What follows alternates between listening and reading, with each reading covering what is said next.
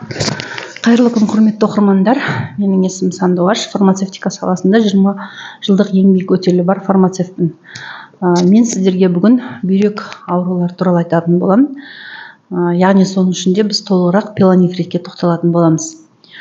Бүйректің жалпы негізгі қызметіне келетін болсақ, бүйрек ағзадағы суды, яғни фильтр суды электролитті балансты тепе-теңдікте ұстап тұрады.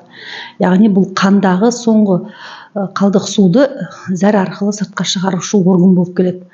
Бұл сыртқа шығып тепе-теңдік сақталған жағдайда қандағы осмостық қысым реттеліп тұрады. Бүйректің жалпы негізгі қызметі осы болып келеді. Енді бүйректің қандай жағдайда, мысалы бүйрек ауырғанын байқаймыз біз. Бұл көп жағдайда денедегі ісіктер, қолдағы, аяқтағы ісіктер, көздің айналасының ісуі болған жағдайда бұл бүйрек ауруы деп шамалауымызға болады. Негізгі бүйректің ауруын анықтау үшін біз жалпы қан анализі, сонымен қатар зәр анализі арқылы анықталады. Мысалы алатын болсақ, бұл зәр анализі арқылы ақуыз анықталып жатса, бүйректегі деңгей ақуыздың қан анализі арқылы яғни мочевинаның деңгейі арқылы бүйректің қалай жұмыс істеп тұрғанын анықтауға болады. Сонымен қатар бүйректегі ісіктер пайда болған жағдайда оны ультрадыбыстық зерттеулер арқылы анықтауға болады. Енді бүйрек ауырған жағдайда, мысалы пилонефритке кеп тоқталатын болсақ, пилонефриттің негізгі пайда болу себебі ол инфекция болып келеді. Яғни стафилококк инфекциясын, іріңді ішек инфекцияларының таяқшаларынан осы бүйректің қабыну процесі дамиды. Бұл бүйректің қабыну процесінің негізгі дамуының негізгі себептерінің бірі болып, бұл жыныстық инфекциялы аурулардан кейін асқынуы мүмкін. Иммундық жүйенің әлсіреуінің салдарынан болады. Бұл салдарынан вульвовагиниттен болады, яғни жыныстық, айтып отқандай жыныстық инфекцияның салдарынан, сонымен қатар суықтаған жағдайларда осы бүйрек ауруы пайда болады. Бұның емделудің негізгі шараларына келетін болсақ, мысалы қарастыратын болсақ, пилонефрит созылмалы және жылдам болып екіге бөлінеді. Мысалы үшін бұл пилонефритке негізгі еміне келетін болсақ, бұл пилонефрит кезінде шөптен жасалған таблеткаларды беруімізге болады, сонымен қатар антибиотикті таблеткалар тағайындалады.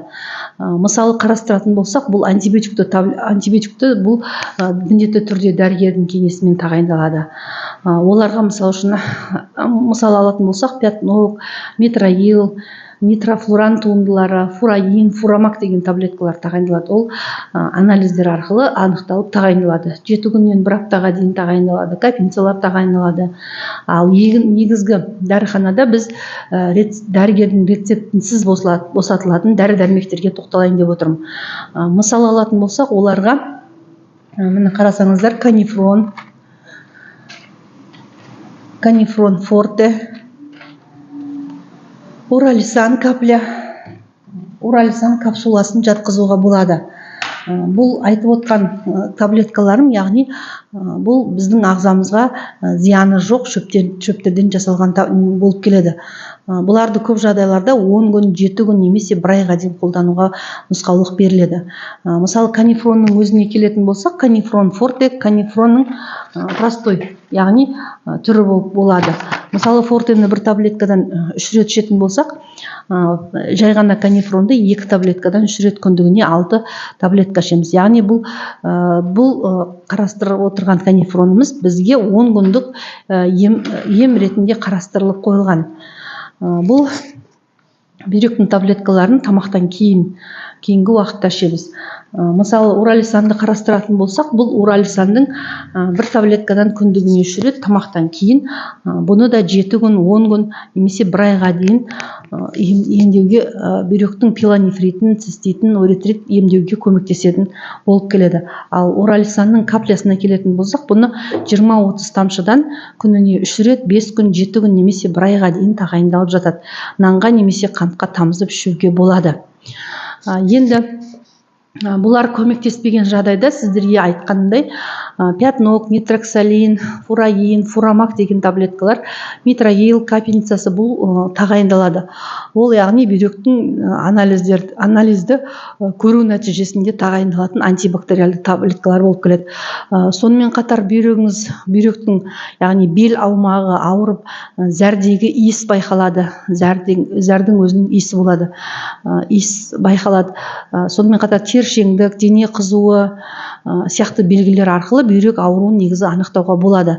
Негізгі көрсеткіші жаңа бел аумағының қатты ауырсынуы болады.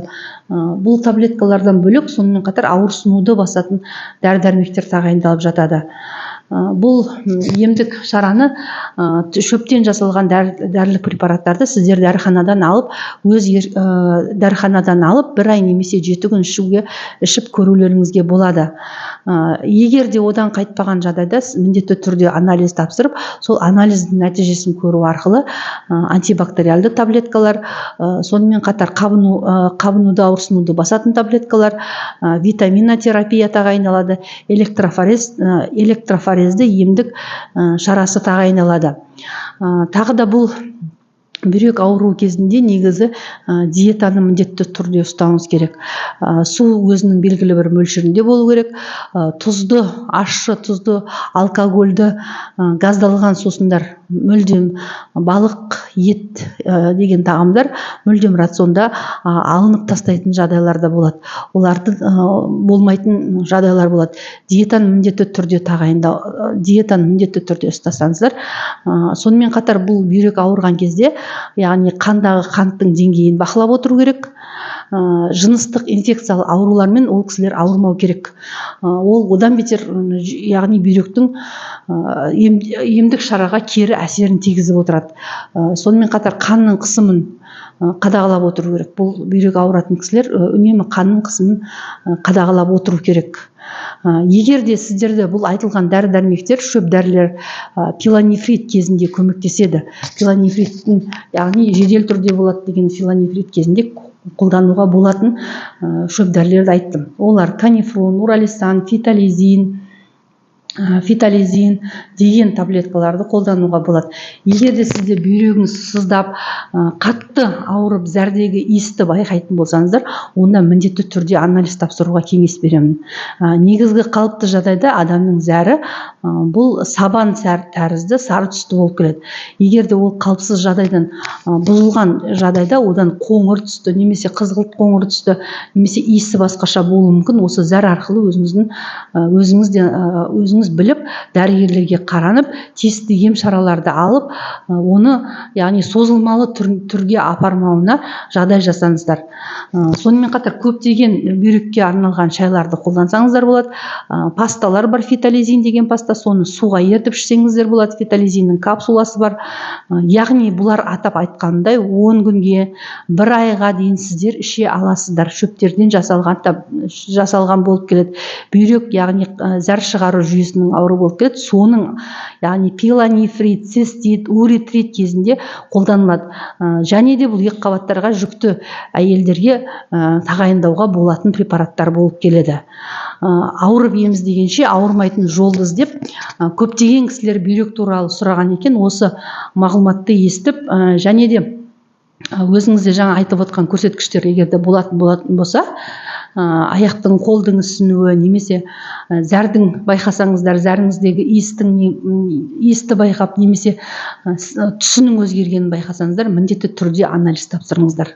Анализ арқылы дәрі-дәрмекті нефролог дәрігерге барып көрініп, қандай да бір дәрі-дәрмек тағайындалса, соны міндетті түрде сіздер нәтижеге жету үшін 1 апта, 7 күн, 10 күн, 1 айға дейін ішуге болады.